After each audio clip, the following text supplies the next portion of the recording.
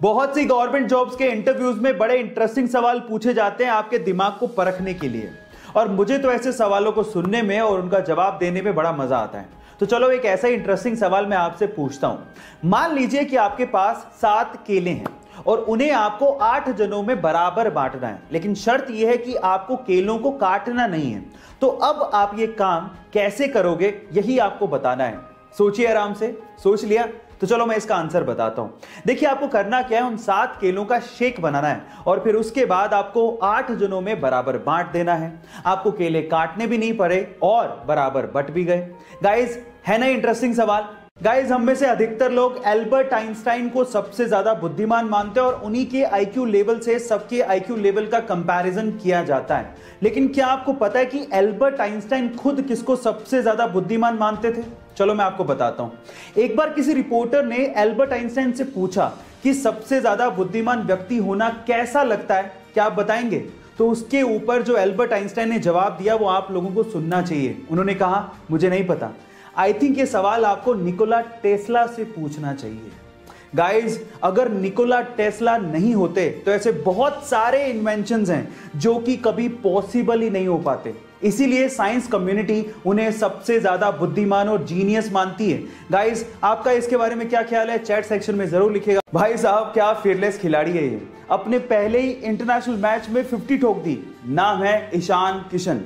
जहां पर बाकी खिलाड़ी अपने पहले मैच में नर्वस हो जाते हैं, वहीं इसी खिलाड़ी ने इंग्लैंड जैसी नंबर 1 T20 टीम के सामने 5 चौकों और 4 छक्कों के साथ 32 गेंद में 56 रन ठोक डाले। ऐसे फील्डलेस खेलते हुए मैंने आज से पहले कभी किसी को नहीं देखा। लगता है टीम इंडिया को विराट कोहली जैसा एटीट्यूड रखने वाला एक और बंदा मिल गया है। आपका ईशान किशन के खेल के बारे में क्या कहना है? चैट सेक्शन में जरूर लिखेगा। कोई भी चीज एक दिन में नहीं होती, लेकिन एक दिन जरूर होती है अगर आप कंसिस्टेंसी और फोकस रखते हो तो। चलो मैं आपको एग्जांपल देता हूं। बिल गेट्स अगर अपना पूरा काम छोड़ के हर दिन 7 करोड़ रुपया खर्च करें, तब भी उनकी वर्थ 220 साल में खत्म होगी। इतना वर्थ उन्होंने अचीव किया है अपनी लाइफ में। पर क्या आप जानते हैं कि इस मुकाम तक पहुंचने के लिए उन्होंने कितना स्ट्रगल किया है, कितनी कंसिस्टेंसी अपनी लाइफ में रखी और कितना फोकस उन्होंने दिखाया है? I tell you. सुनने में तो यह भी आता है कि अपने स्ट्रगल के दिनों में वो रात में ही जूते पहन के सो जाया करते थे ताकि सुबह उनका वक्त खराब ना हो। अब आप लोग कहेंगे कि जूते पहनने में तो 5 ही मिनट लगते हैं। इस 5 मिनट की कीमत उन्होंने समझी, तभी तो वो इस मुकाम तक पहुंचे।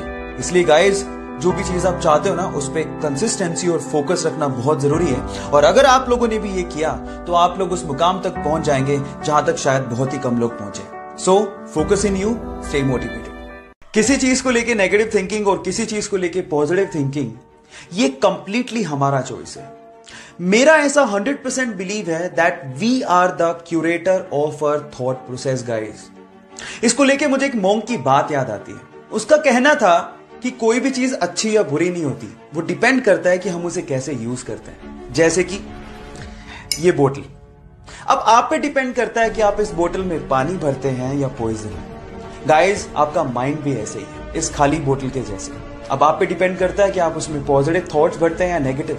So guys, stay motivated, keep only positive thoughts in your mind. अपनी लाइफ की तीसरी ऐसी सबसे इंपॉर्टेंट चीज जिसके लिए आपको रेगुलेशन रखने की जरूरत नहीं है, वो है spending time on yourself. Guys, अपने लिए समय निकालना बुरी बात नहीं है। इनफैक्ट इससे आपके आसपास के लोगों का भी भला होता है। जरा आप सोचिए कि खाली कप से आप किसी को क्या दे पाओगे।